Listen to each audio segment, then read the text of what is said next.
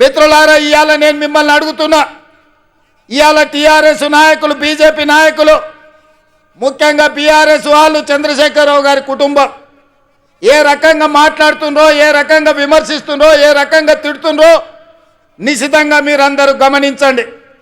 10 సంవత్సరాలు వాళ్ళు పరిపాలన చేసిండ్రు, 2 సార్లు ముఖ్యమంత్రి అయినరు. వారు ఏమి చేసిండ్రో నాకంటే మీకు ఎక్కువ తెలుసు. ఎందుకంటే ఈ మట్టిని నమ్ముకున్న మీరు, ఈ మట్టిలోనే పుట్టి మట్టిలోనే కలిసే మీరు, ఈ మట్టే శాశ్వతమని నమ్మిన మీకు రైతు రుణమాఫీ గత ప్రభుత్వంలో జరిగిందా? రైతుకు గిట్టుబాటు ధర వచ్చిందా? ఆనాడు చంద్రశేఖరరావు గారు స్వయంగా మాట్లాడిన మాటల్ని ఈనాటి రైతాంగం మర్చిపోయిందని వారు అనుకుంటున్నారా? ఆనాడు ఒరేస్తే ఉరేసుకున్నట్టే అన్నది ఈ పెద్ద మనిషి చంద్రశేఖరరావు గారు కాదా? ఇవాళ మరి నేను మిమ్మల్ని అడుగుతున్న, మీ ద్వారా ఈ తెలంగాణ రాష్ట్ర రైతాంగాన్ని నేను అడగదలుచుకున్నా.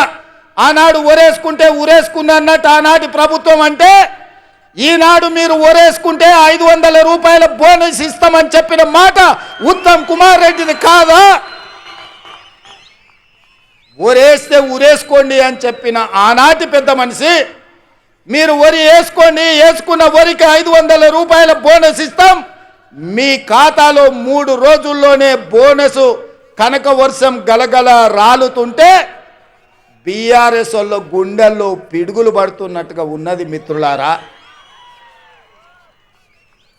ఇవాళ కాళేశ్వరం కట్టినా అన్నాడు, పాలమూరు రంగారెడ్డి ఎత్తిపోతలు చేపట్టినా అన్నాడు.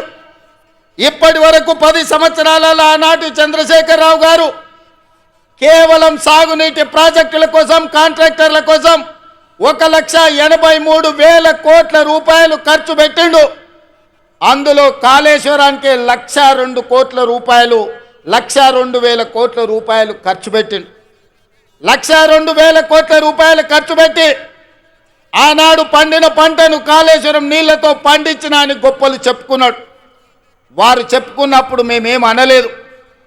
కానీ వారు కట్టిన ప్రాజెక్టులు సుందిల కావచ్చు, మేడిగడ్డ కావచ్చు, అన్నారం కావచ్చు, ఈ బ్రిడ్జ్లు, బారేజీలు కుప్పగూలిపోయి చుక్క నీరు లిఫ్టులు చేయకపోయినా, ఈనాడు కాంగ్రెస్ పార్టీ అధికారంలోకి వచ్చిన తర్వాత కాంగ్రెస్ పార్టీ కట్టిన ప్రాజెక్టులు, అది జూరాల కావచ్చు, శ్రీశైలం కావచ్చు, నాగార్జున సాగర్ కావచ్చు, నెట్టంపాడు కావచ్చు, కోయిల్ సాగర్ కావచ్చు, శ్రీరామ్ సాగర్ కావచ్చు, మంజిరా కావచ్చు, లేకపోతే శ్రీపాద ఎల్లంపల్లి కావచ్చు, ఇందిరా సాగర్ కావచ్చు, సీతారామ సాగర్ కావచ్చు, ఈ ప్రాజెక్టులన్నీ ఆనాడు కాంగ్రెస్ పార్టీ కట్టి ఆ ప్రాజెక్టుల ద్వారా నీళ్లు ఇచ్చి వరుణుడు కర్ణిస్తే ఈ సంవత్సరం కాళేశ్వరం లేకపోయినా, చుక్క నీరు ఇవ్వకపోయినా 1,53,00,000 మెట్రిక్ టన్నులు చరిత్రలోనే స్వతంత్రం వచ్చినప్పటి నుంచి ఈనాటి వరకు 75 సంవత్సరాలలో ఏ రాష్ట్రం ఉత్పత్తి చేయనంత ఉమ్మడి రాష్ట్రం 23 జిల్లాలు. ఇవాళ ఆంధ్రప్రదేశ్లో ఉన్న 13, తెలంగాణలో ఉన్న 10, ఉమ్మడి 23 జిల్లాలలో కూడా ఒక పంటకు 1,53,00,000 మెట్రిక్ టన్నుల వడ్లు ఎన్నడూ పండలే.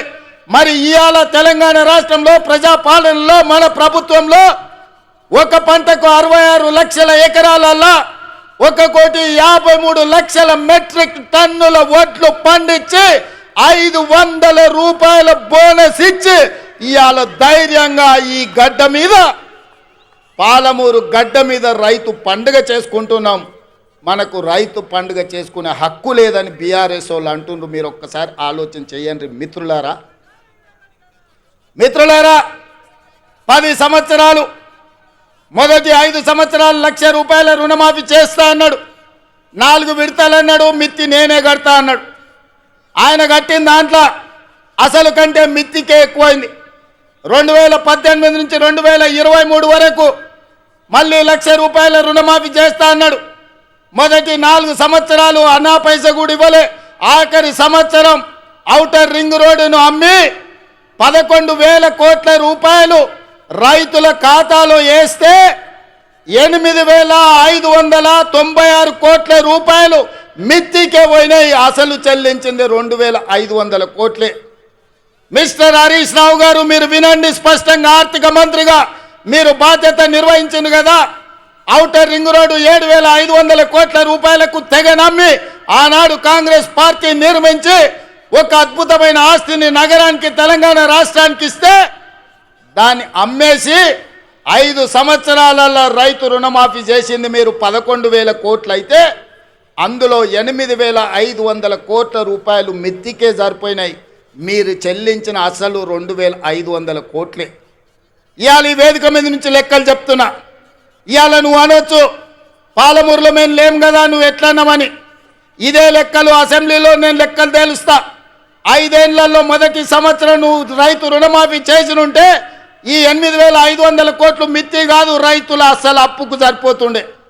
మీరు 5 ఏళ్లలో మొదటి సంవత్సరంలోనే రైతు రుణమాఫీ చెయ్యనందుకు ఇవాళ మీరు ఇచ్చిందంత మిత్తికే పోయింది. అందుకే నేను ఆలోచన చేసిన, మా భట్టి గారి సలహా తీసుకున్నా. ఇవాళ నేను ఈ వేదిక మీద నుంచి సగర్వంగా తెలంగాణ రైతాంగానికి గొప్పగా నేను చెప్పదలుచుకున్నా. 29 రాష్ట్రాలలో ఉన్న ముఖ్యమంత్రులను కానీ ప్రధానమంత్రి నరేంద్ర మోడీని కల్వకుంట్ల చంద్రశేఖరరావును సవాలు విసురుతున్నా.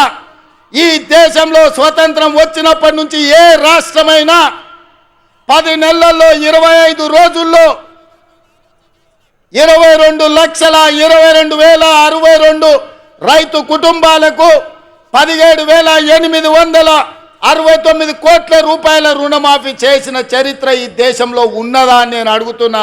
చర్చలకు మీరు సిద్ధంగా ఉన్నారా నరేంద్ర మోడీ గారు అని నేను అడుగుతున్నా.